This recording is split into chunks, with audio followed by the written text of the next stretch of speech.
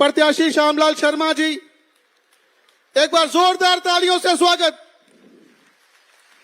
माननीय अध्यक्ष जी, आपका इस मंदिरों के शहर में आपका हार्दिक स्वागत। मंच पर विराजमान जिनका हम बेसब्री से इंतजार कर रहे थे, हमारे राष्ट्रीय अध्यक्ष और भारत सरकार में मंत्री श्री जगत प्रकाश नड्डा जी, आपका इस जम्मू शहर में, मंदिरों के शहर में हार्दिक स्वागत, अभिनंदन। उनके साथ हमारे कार्यकारी अध्यक्ष माननीय साथ शर्मा जी, इस विधानसभा के बहुत ही ईमानदार कर्मठ हमारे नेता माननीय श्यामलाल शर्मा जी, इस जिला के जिला अध्यक्ष माननीय ओमी खजूरिया जी, हमारी बहन रेखा मनास जी और तीनों मंडलों के हमारे अध्यक्ष रवीश जी, राकेश जी, सुरेश खजूरिया जी और हमारे शक्ति ठाकुर जी भी बैठे हुए, परिहार, सॉरी, शक्ति परिहार जी। अब मैं निवेदन करूंगा माननीय श्यामलाल शर्मा जी से, वो आए हुए अतिथि जी को हमारे पगड़ी पहना के सम्मानित कर रहे हैं। माननीय श्यामलाल शर्मा जी, पगड़ी पहना के हमारे अतिथिगण माननीय जेपी नड्डा जी को जोरदार तालियों से स्वागत, जोरदार तालियों से स्वागत। माननीय अध्यक्ष जी को हमारे ओमी खजूरिया जी पुष्प गुच्छ से भेंट करेंगे, हमारे राष्ट्रीय अध्यक्ष जेपी नड्डा जी को, और एक माता जी का स्मृति चिन्ह। जोरदार तालियों से स्वागत। अभी मैं विनम्र निवेदन करूंगा ओमी खजूरिया जी से कि वो कार्यकारी अध्यक्ष साथ शर्मा जी को भी पगड़ी बना के सम्मानित करें। सभी मंडल अध्यक्षों से भी मेरा निवेदन है कि वो भी एक चिन्ह भेंट करना चाहते हैं माननीय राष्ट्रीय अध्यक्ष जेपी नड्डा जी को। उनसे भी मेरा निवेदन है कि सब तीनों मंडलों से, तीनों मंडल इकट्ठी होके, सर ये तीनों मंडलों के हमारे अध्यक्ष है, स्मृति दिन देना चाहते हैं। एक बार जोरदार तालियों से स्वागत।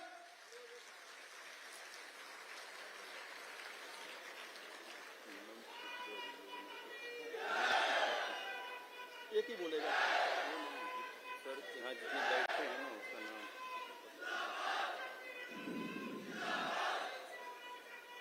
मंच का बहुत बहुत स्वागत, आप सबका बहुत बहुत हार्दिक अभिनंदन। अभी मैं अनुरोध करूंगा हमारे कार्यकारी अध्यक्ष जम्मू कश्मीर माननीय साथ शर्मा जी से, वो भी मंच पे आए और अपना संबोधन रखें। माननीय साथ शर्मा जी,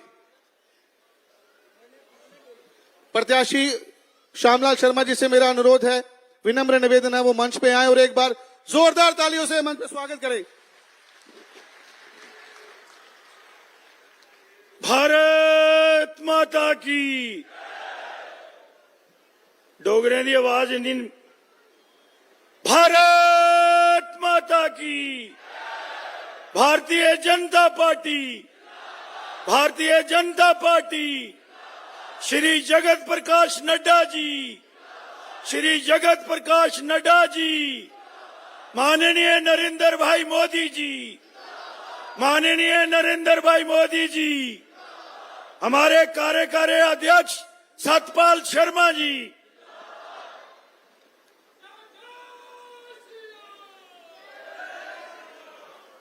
परमादरणीय भारतीय जनता पार्टी के तेजस्वी राष्ट्रीय अध्यक्ष मानयोग जगत प्रकाश नड्डा जी, मेरे भाई और जम्मू कश्मीर प्रदेश के कार्यकारी अध्यक्ष श्रीमान सत शर्मा जी, मानयोग डोडा वेस्ट से हमारे प्रत्याशी और भारतीय जनता पार्टी के जम्मू कश्मीर प्रदेश के उपाध्यक्ष श्री शक्ति सिंह परिहार जी, जिला के अध्यक्ष श्रीमान ओमी खजूरिया जी, आज के मंच को संचालन कर रहे और हमारे इस विधानसभा के संयोजक श्री अजय शर्मा जी, उनके साथ उनकी सहयोगी एक्स कारपोरेटर श्रीमती रेखा मनास जी, जम्मू नॉर्थ के बहुत ही कर्मठ युवा हमारे मंडल अध्यक्ष श्री रवीश मैंगी जी, श्री सुरेश खजूरिया जी, श्री राकेश सिंह जी और यहां पे आए हुए हजारों की संख्या में भारतीय जनता पार्टी के हमारे कार्यकर्ता और जिला के और मंडल के अधिकारी, पोलिंग बूथ के अध्यक्ष, शक्ति केंद्र प्रमुख और पन्ना प्रभारी। मैं ज्यादा समय नहीं लूंगा, हमें अपने राष्ट्रीय अध्यक्ष को सुनना है और जो हमारे लिए वो संदेश दिल्ली से लेके आए हैं उसका हमें अक्षरशः पालन करना है। मैं आदरणीय जेपी नड्डा जी का और राष्ट्रीय जो हमारी पार्लियामेंट बोर्ड है, मैं धन्यवाद करता हूं आपका सर, माननीय नरेंद्र भाई मोदी जी का, आदरणीय अमित शाह जी का और आपकी जो प्रदेश की इकाई है जिन्होंने मुझे इस लायक समझा। आपने मुझे जम्मू नार से ये जनता जनार्दन की सेवा करने के लिए उचित समझा। मैं आपके सामने ये प्रण लेता हूं, पहले भी मेरी कथनी और करनी में फर्क नहीं है, लेकिन मैं आपको यकीन दिलाता हूं कि जो भरोसा मेरी पार्टी ने और बजाते आपने राष्ट्रीय अध्यक्ष होने के नाते मुझ पे किया है, मैं उसमें कोई कोर कसर नहीं छोड़ूंगा और आपको यकीन दिलाता हूं कि जम्मू कश्मीर में आपकी कोशिशों से, माननीय मोदी जी की जो आपकी सरकार की नियत और नीति है और जो सहयोग इस रियासत को आप अमन चैन बहाल करने में और यहां की तमीर और तरक्की डेवलपमेंट के लिए कर रहे हैं, हम तमाम जितने भी प्रत्याशी हैं इस समय 8 को हम कम से कम जम्मू प्रोविंस से 40 कमल के फूल की माला आपके गले में और माननीय प्रधानमंत्री जी के गले में ये माला अर्पित करेंगे। मैं एक बार फिर आपका धन्यवाद करता हूं कि आपने हमारा यहां पे आके हौसला बढ़ाया और अगर आपके मान सम्मान में हमसे कोई कसर रह गई हो तो उसके लिए मैं माफी चाहता हूं। बहुत बहुत आपका धन्यवाद। भारत माता की जय श्री राम, जय जय श्री राम, जय जय श्री राम। धन्यवाद। बहुत बहुत धन्यवाद। अब मैं निवेदन करूंगा हमारे प्रदेश के कार्यकारी अध्यक्ष सर शर्मा जी से। अच्छा, अब एक बहुत ही विनम्र निवेदन उन मजबूत कंधों को, जिन कंधों ने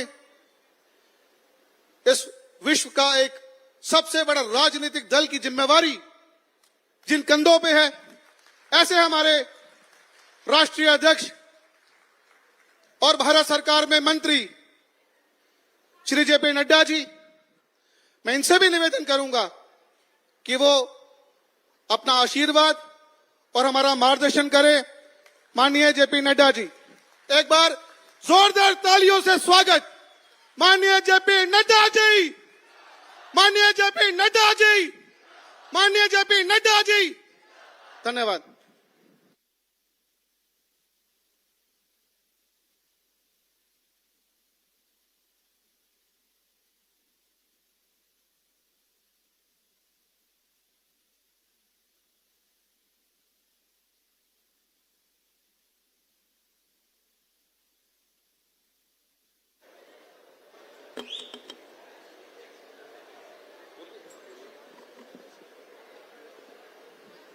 बोलिए भारत माता की, भारत माता की, भारत माता की। आज के इस चुनावी सभा में मंच पर उपस्थित हम सबके प्रिय और लोकप्रिय प्रत्याशी, आप सबके जाने माने हमारे शख्सियत सम्मानीय श्यामलाल शर्मा जी, हमारे कार्यकारी अध्यक्ष श्री सत शर्मा जी, हमारे जिला के अध्यक्ष श्री ओमी खजूरिया जी, हमारे मंच संचालक और महामंत्री अजय जी, हमारी कॉरपोरेटर श्रीमती रेखा मनहास जी, शक्ति परिहार जी पूर्व मंत्री, हमारे रवीश मैंगी जी, सुरेश खजूरिया जी, राकेश सिंह जी, सभी मंडल अध्यक्ष, सम्मानित मंच और यहां इतनी बड़ी संख्या में इतने जोश के साथ एकत्र आए देवियों और सज्जनों, कार्यकर्ता बंधुओं और मीडिया के मेरे साथी, प्रिंट मीडिया और इलेक्ट्रॉनिक मीडिया के मेरे साथी, मुझे आज इस चुनावी सभा में आने का सौभाग्य मिला है। सबसे पहले तो जब मैं इस जम्मू की धरती पर आया हूं तो मैं मां वैष्णव देवी को नमस्कार करते हुए, नमन करते हुए अपनी बात को प्रारंभ करता हूं। मैं आराध्य देव हमारे रघुनाथ जी को भी नमन करता हूं और उनसे आशीर्वाद लेकर के अपनी बात को प्रारंभ करता हूं। मित्रों, जम्मू का और भारतीय जनता पार्टी का बहुत गहरा रिश्ता है, बहुत गहरा रिश्ता है। अगर मैं इसको याद करूं तो मैं ये गौरव के साथ और गर्व के साथ कह सकता हूं कि जिन्हें हम शेरे डुग्गर के रूप से जानते हैं, पंडित प्रेमनाथ डोगरा जी को, पंडित प्रेमनाथ डोगरा जी हमारे भारतीय जनसंघ के प्रथम लोगों में वो थे जो राष्ट्रीय अध्यक्ष के रूप में जिन्होंने काम किया। ये हमारा जम्मू से गहरा रिश्ता है। और अगर हम याद करें तो श्यामा प्रसाद मुखर्जी का जम्मू के साथ तो अटूट रिश्ता और भारतीय जनसंघ का और भारतीय जनता पार्टी का अटूट रिश्ता, वो हम कभी भुलाए नहीं भूल सकते। जो व्यक्ति हमारे प्रथम जनसंघ के अध्यक्ष बने, जिन्होंने नेहरू की कैबिनेट से त्याग पत्र देकर एक देश में एक निशान, एक विधान, एक प्रधान की बात लेकर के चल पड़े, और जो पश्चिम बंगाल के रहने वाले वो यहां आकर के लखनपुर में गिरफ्तारी देते हैं और श्रीनगर, जम्मू कश्मीर ये भारत का अभिन्न अंग है, रहेगा और हमेशा रहेगा, इस बात के लिए बलिदान देने वाले श्यामा प्रसाद मुखर्जी ने अपना बलिदान श्रीनगर की जेल में दिया। और मुझे आज ये यहां आता हूं तो मुझे ये एहसास होता है कि आप लोगों की ताकत से 2014 में जब नरेंद्र मोदी जी भारत के यशस्वी प्रधानमंत्री बने और जब 2019 में आपने दोबारा उनको भारत का प्रधानमंत्री बनाया, तो उनकी इच्छा शक्ति ने और अमित शाह की रणनीति ने धारा 370 को धाराशाही कर दिया और संवैधानिक दृष्टि से जम्मू कश्मीर को एकीकृत कर दिया। यह काम किसी और ने नहीं किया, भारत के यशस्वी प्रधानमंत्री नरेंद्र मोदी जी ने किया। मैं आपको जब ये जम्मू के साथ अटूट रिश्ता याद दिला रहा हूं तो बहुत से लोग हमारे हैं जिनको याद होगा 1992 में 1992 में मुरली मनोहर जोशी जी के साथ भारत के यशस्वी प्रधानमंत्री नरेंद्र मोदी आए थे।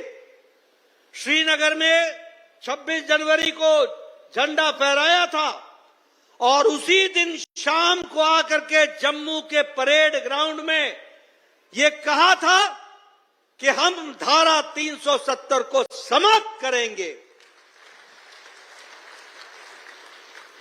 आज ये हम सबके लिए कितनी खुशी का विषय है कि धारा 370 समाप्त हो चुकी है और आज हम एकीकृत तरीके से संविधान की दृष्टि से एक विधान, एक निशान, एक प्रधान, इसके तहत चुनाव हो रहा है। इसको भी हमको ध्यान में रखना चाहिए।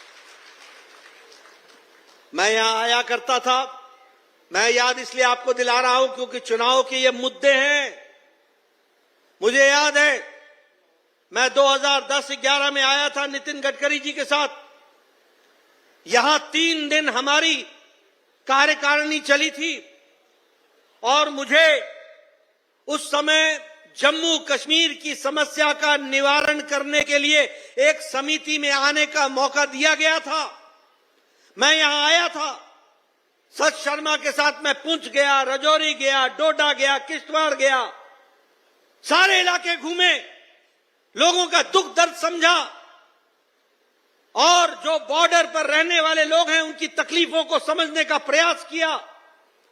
मुझे जानकर आश्चर्य हुआ कि यहां पहाड़ी लोगों को रिजर्वेशन नाम की चीज नहीं है। हमें आश्चर्य हुआ कि यहां पर कोई ट्राइबल सीट नहीं है। हमारे गुर्जर भाई इतनी बड़ी संख्या में है लेकिन यहां कोई ट्राइबल सीट नहीं है। मुझे आश्चर्य हुआ ये जानकर कि जम्मू कश्मीर में हमारा वाल्मीकि भाई वह सिर्फ सफाई कर्मचारी के रूप में काम कर सकता है, उससे आगे उसकी पढ़ाई नहीं हो सकती, उसको सरकारी नौकरी नहीं मिल सकती, वह स्टेट सब्जेक्ट नहीं हो सकता, वह सिर्फ यहां पर सफाई कर्मचारी के रूप में काम कर सकता है। मुझे आश्चर्य हुआ कि जो सन 47, सन 50 में जो लोग वेस्ट पाकिस्तान से आए थे उनको यहां पर वोट देने का अधिकार नहीं था। मनमोहन सिंह पाकिस्तान से आकर के प्रधानमंत्री बन गए, आडवाणी जी हमारे उप प्रधानमंत्री बन गए, लेकिन जम्मू कश्मीर में आया हुआ व्यक्ति वह विधानसभा में वोट भी नहीं डाल सकता था। लेकिन ये भारतीय जनता पार्टी थी, ये भारतीय जनसंघ था जिसने कहा था एक देश में 2 निशान, 2 विधान, 2 प्रधान नहीं चलेंगे। और उस संकल्प को पूरा करने का काम मोदी जी ने किया। आज जब चुनाव हो रहा है तो हमारा गुर्जर भाई ट्राइबल सीट से लड़ रहा है, हमारा पहाड़ी भाई उसको आरक्षण मिल गया है।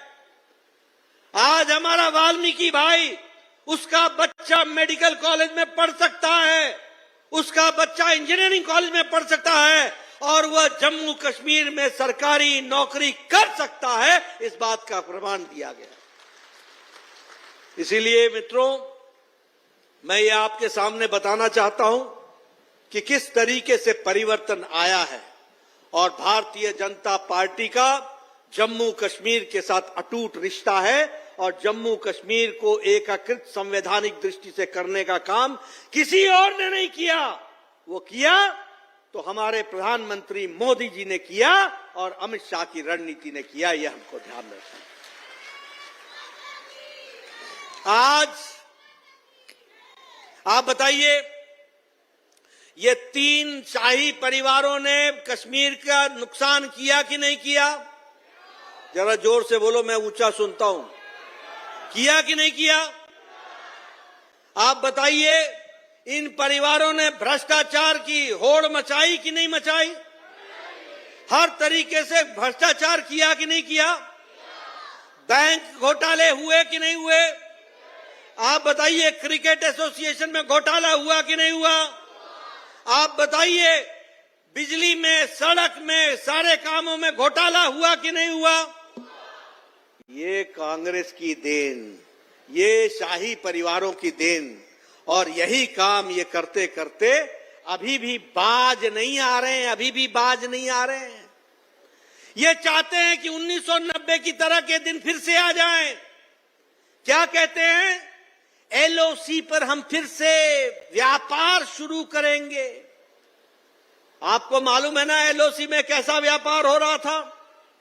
आपको मालूम है ना कि कैसे बारूद आ रहे थे, कैसे असला आ रहा था? व्यापार के नाम पर आतंकवाद आ रहा था कि नहीं आ रहा था? बोलो, एलओसी पर व्यापार शुरू होना है क्या? होना है क्या? आप मोदी जी के नेतृत्व में आज जब आतंकवाद पर काबू पाया गया है, जब आतंकवाद की घटनाएं घटी हैं, किसी भी आतंकवादी की जिंदगी एक हफ्ता से ज्यादा नहीं है। जैसे वो आतंकवादी घोषित होता है, एक हफ्ते के अंदर वो आतंकवादी इस धरती को छोड़ करके चला जाता है। यह परिस्थिति आकर के खड़ी है। और ये लोग उनके साथ गलबाइयां करने की कोशिश कर रहे हैं। व्यापार फिर से शुरू करेंगे। बोलो, इन्होंने बोला कि नहीं बोला कि आतंकवादियों को जेल से छुड़ा देंगे? छुड़ाना है क्या? जरा जोर से बोलो, छुड़ाना है क्या? शांति चाहिए ना? अगर शांति चाहिए तो श्यामलाल चाहिए।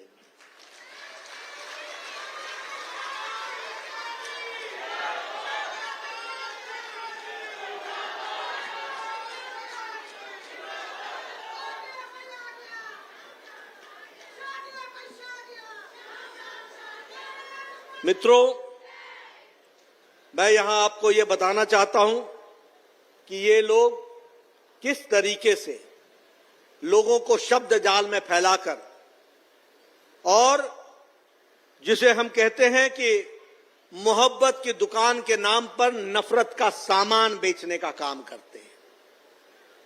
ये लोग एक जाति को दूसरी जाति से लड़ाने का काम करते हैं, एक समुदाय को दूसरे समुदाय से लड़ाने का काम करते हैं और समाज को बांट करके ये अपना उल्लू सीधा करते हैं, अपना लक्ष्य को हासिल करने का काम करते हैं। इस तरीके से इन्होंने काम को चलाया है।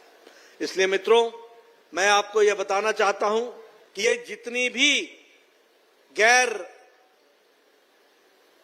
राष्ट्रवादी ताकतें हैं, मैं गैर राष्ट्रवादी बोल रहा हूं, ये राष्ट्रवादी ताकतें नहीं हैं, जो आतंकवादियों को छुड़ाने की बात करे, जो व्यापार शुरू करने की बात करे, जो इनके साथ समझौता करे।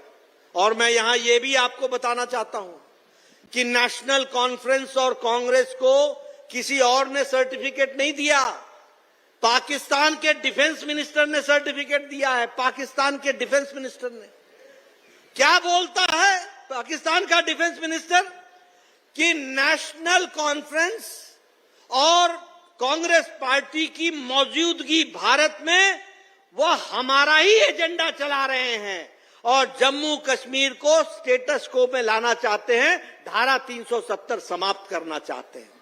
बोलो, जिन लोगों को पाकिस्तान सर्टिफिकेट दे, ऐसे लोगों को क्या यहां पर आप पनाह देंगे? क्या आप उनको आगे बढ़ाएंगे, पोषित करेंगे? मित्रों, मैं आपको यहां यह भी याद दिलाना चाहता हूं, 2014 के पहले की बात याद करो।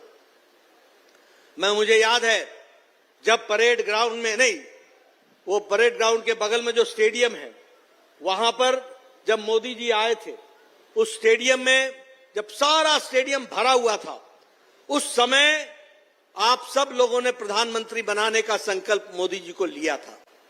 और उसी समय का वातावरण आप याद करो, उस समय का वातावरण था, सारे देश में भ्रष्टाचार व्याप्त था, भाई भतीजावाद था, तुष्टीकरण की राजनीति थी, गवर्नमेंट नाम की कोई चीज नहीं थी, अर्थव्यवस्था लड़खड़ा गई थी और प्रधानमंत्री की कोई अथॉरिटी नहीं थी, कोई अथॉरिटी नहीं थी। जब आपने उस यूपीए की सरकार को धक्का मार करके प्रधानमंत्री मोदी जी को आपने सरकार में बैठाया था, आज हम गौरव के साथ कह सकते हैं, बताइए, मोदी जी के नेतृत्व में देश आगे बढ़ा कि नहीं बढ़ा? भ्रष्टाचार समाप्त हुआ कि नहीं हुआ? भ्रष्टाचारियों पर लगाम लगा कि नहीं लगा? भ्रष्टाचारियों को जेल में डाला कि नहीं डाला, तुष्टीकरण की राजनीति समाप्त की कि नहीं की, और प्रो पीपल सरकार बनाई कि नहीं बनाई। पूरी कोशिश हुई है कि देश को परिवर्तित किया जाए, देश को आगे बढ़ाया जाए, देश के लोगों की चिंता की जाए। और इसी के साथ साथ मैं यहां आपको बताने आया हूं, आपको जानकर खुशी होगी। देखो, अब मैं आपसे पूछता हूं, ये चुनाव का माहौल है, आपने चुनाव में श्यामलाल जी को वोट देना है, लेकिन सिर्फ श्यामलाल जी को वोट इसलिए नहीं देना है कि वो हमारे नजदीकी हैं, इसलिए नहीं देना है कि वो कमल के निशान पर हैं, इसलिए नहीं देना है कि वो भारतीय जनता पार्टी के हैं। आपने श्यामलाल शर्मा जी को वोट इसलिए देना कि जम्मू का हित श्यामलाल शर्मा जी के साथ जुड़ा हुआ है। इस बात को हमको समझना है। आज मैं आया, यहां आ रहा था, मैं पहले भी आया था और आता रहता था। सत शर्मा जानते हैं कि एयरपोर्ट से या रेलवे स्टेशन से यहां आने में मुझे 1.25 घंटा लगता था, 1.25 घंटा। कभी सड़कें, कभी जाम। आज इन्होंने मेरे को लाए हैं, मेरे को पता ही नहीं चला कि तवी कब, नदी कब क्रॉस हो गई, कौन से फ्लाईओवर पर चढ़ा, कौन से फ्लाईओवर से उतरा और कौन से एलिवेटेड रोड पर चढ़ा। और यहां जब वो मुठी एलिवेटेड रोड पर चढ़ा तो मुझे सत शर्मा जी ने याद दिलाया कि आपको याद है हम आपके पास दिल्ली आए थे और आप हमको नितिन गडकरी जी के पास ले गए थे और वहां पर ये एलिवेटेड रोड मुठी का, इसको आपने सैंक्शन कराया था। आज आप उसी पर चढ़ रहे हैं, उसी से आप जा रहे हैं।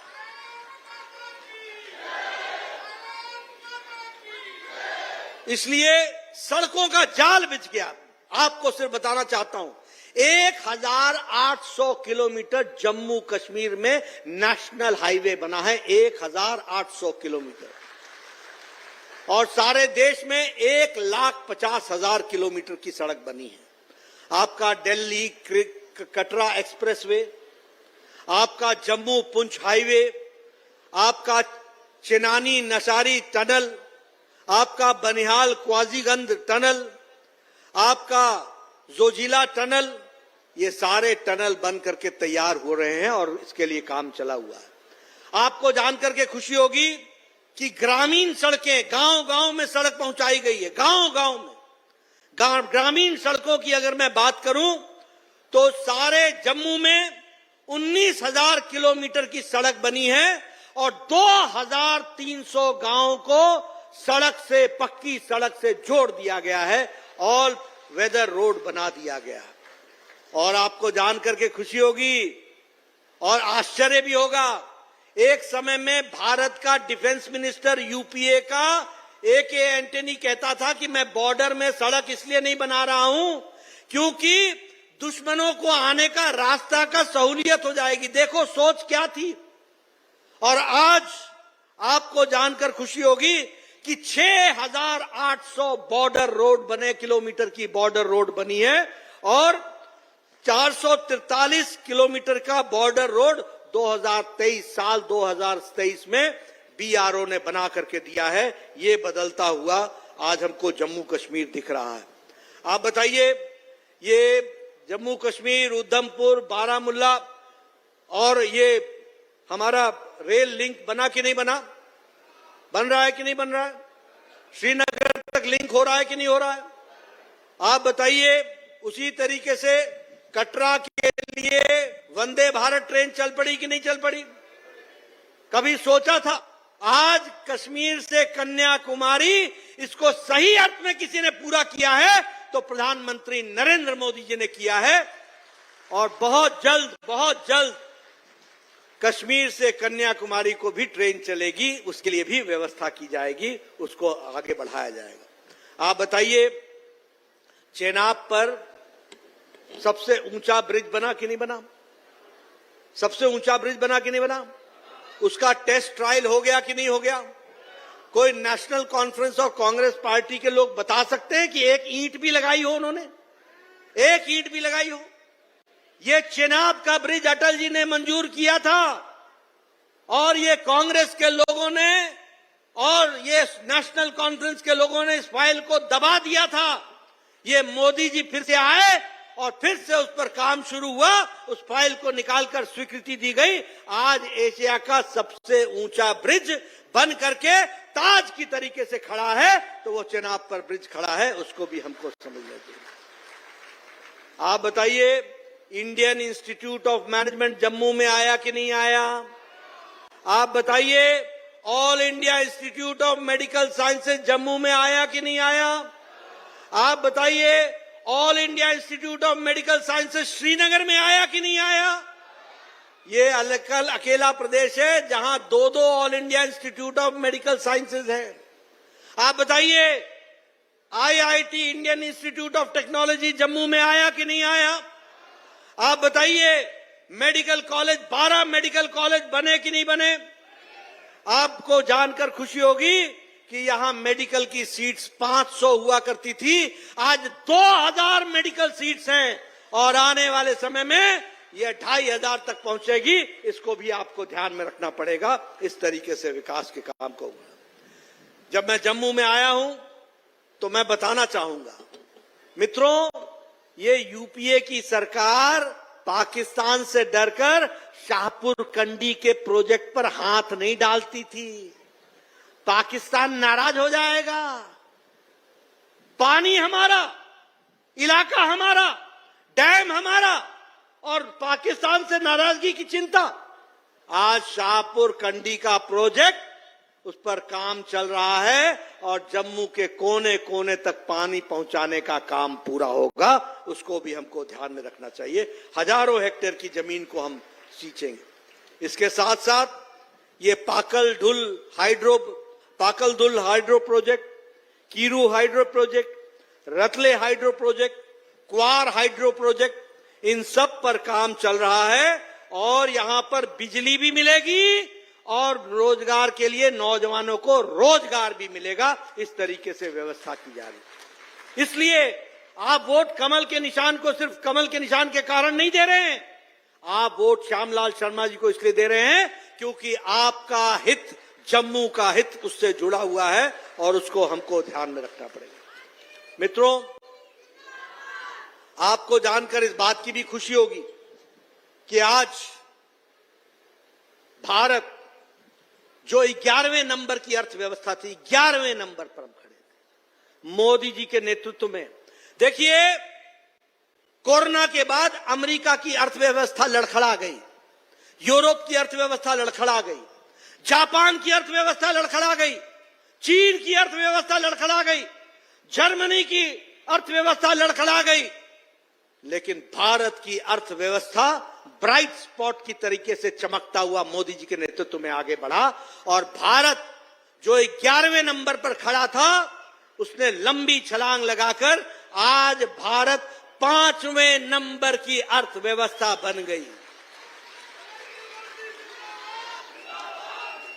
3.7 से ज्यादा ट्रिलियन डॉलर का हमारी इकोनॉमी बन गई।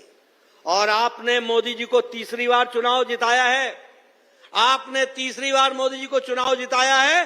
तीसरी बार में भारत बहुत जल्द मोदी जी के नेतृत्व में तीसरी अर्थव्यवस्था बन जाएगी, दुनिया की तीसरी अर्थव्यवस्था बन जाएगी। बोलो, बनाना है कि नहीं बनाना है? जम्मू कश्मीर को आगे लाना है कि नहीं लाना है? लाना है तो श्यामलाल शर्मा को लाना है, इसकी आपको चिंता करनी पड़ेगी। आज हम स्टील में चौथे नंबर से दूसरे नंबर पर आ गए। ये जो अनपढ़ कांग्रेसी हैं, इनको कोई पता नहीं, कोई जानकारी नहीं। महंगाई है, महंगाई है, महंगाई है, बेरोजगारी है। आपको मालूम है, भारत दुनिया में ऑटोमोबाइल के मार्केट में, ऑटोमोबाइल इंडस्ट्री की मार्केट में तीसरे नंबर पर पहुंच गया, जापान को पछाड़ करके। लोगों ने गाड़ियां, अब लोगों के जेब में पैसा नहीं होगा तो गाड़ी कहां से खरीदेंगे? लोगों के जेब में पैसा नहीं होगा तो मोटरसाइकिल कहां से खरीदेंगे? ये इकोनॉमी का डेवलपमेंट तब होता है जब लोगों के पॉकेट में पैसा होता है। आज हम तीसरे नंबर के ऑटोमोबाइल मार्केट बन गए। आप लोगों के हाथ में मोबाइल है। आप बताइए, 10 साल पहले आपके मोबाइल पे लिखा होता था मेड इन चाइना, आपके मोबाइल पे लिखा होता था मेड इन ताइवान, आपके मोबाइल पर लिखा होता था मेड इन जापान, आपके मोबाइल पर लिखा होता था मेड इन इंडोनेशिया।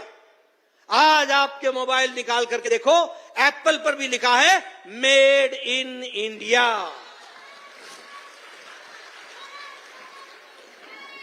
%97 मोबाइल आज भारत में बन रहे हैं। दवाई में दुनिया की हम आज सबसे बड़ी डिस्पेंसरी बन गए हैं। सबसे सस्ती दवा और सबसे इफेक्टिव दवा आज भारत बना रहा है दुनिया की। हम टॉय इंडस्ट्री में कभी हमारा गणेश भगवान भी चाइना से मेड इन चाइना का आते थे। गणेश भगवान भी, गणपति बापा भी हमारे चाइना के आते थे। आज टॉय इंडस्ट्री में भी भारत आगे बढ़ रहा है और हमारा एक्सपोर्ट बढ़ा है। इसको भी आपको ध्यान में रखना होगा। और कैसे हुआ? मन की बात में मोदी जी ने कहा कि क्या भारत खिलौने भी नहीं बना सकता? और दुनिया के हमारे भारत के हमारे उद्यमी लोगों ने इसको चैलेंज के रूप में लिया और आज टॉय इंडस्ट्री में भारत एक्सपोर्ट करने लग गया, दुनिया को बेचने लग गया। इस तरीके से हम आगे बढ़े।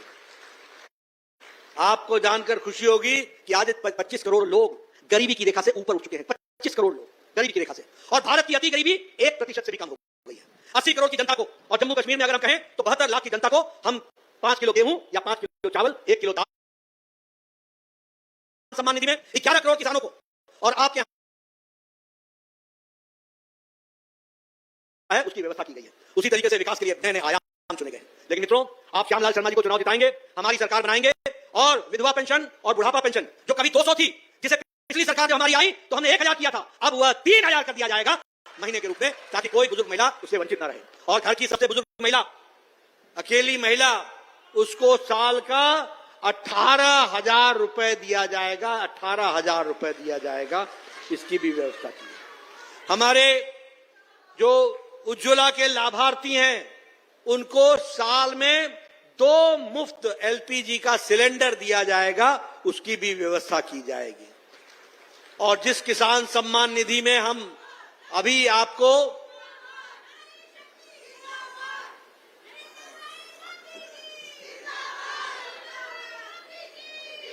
और जो हमने आपको किसान सम्मान निधि में 6,000 रुपए देने का वायदा किया है और दे रहे हैं, अब उसको 10,000 रुपए कर दिया जाएगा और उसको बढ़ा दिया जाएगा। उसी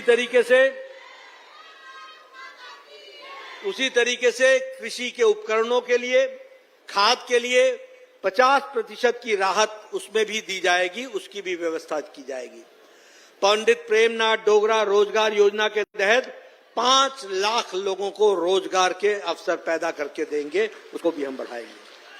बच्चों को पढ़ने के लिए स्कूल में उनको आईपैड, टैबलेट, उसकी भी व्यवस्था की जाएगी और उसको दिया जाएगा।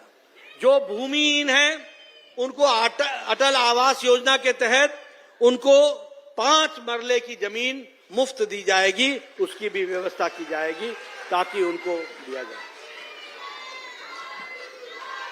हमारे मंदिरों को पुनर्निर्माण के लिए और पुनरुद्धार के लिए, उसके लिए भी आर्थिक सहायता देकर के उनका पुनर्निर्माण किया जाएगा और उनका पुनरुद्धार किया जाएगा, उसको बढ़ाया जाएगा। जिस नीलम के खदानों पर रोक लगी थी, उसको फिर से शुरू किया जाएगा, जिससे व्यापार भी बढ़ेगा और जम्मू का आमदनी भी बढ़ेगी कश्मीर की, और इसके साथ साथ रोजगार भी मिलेगा। इसकी व्यवस्था की जाएगी इस तरह। और आज आपने एलिवेटेड रोड देखा है, आज आपने हाईवेज देखे हैं, आज आपने फ्लाईओवर देखे हैं। अगली बार जब हम चुनाव में आएंगे, आप हमारी सरकार बनाएंगे, श्यामलाल जी को जिताएंगे। आप जब मैं अगली बार चुनाव में आऊंगा तो आप तवी पर रिवर फ्रंट देखेंगे और तवी को रिवर फ्रंट के साथ जुड़ता हुआ आप देखेंगे।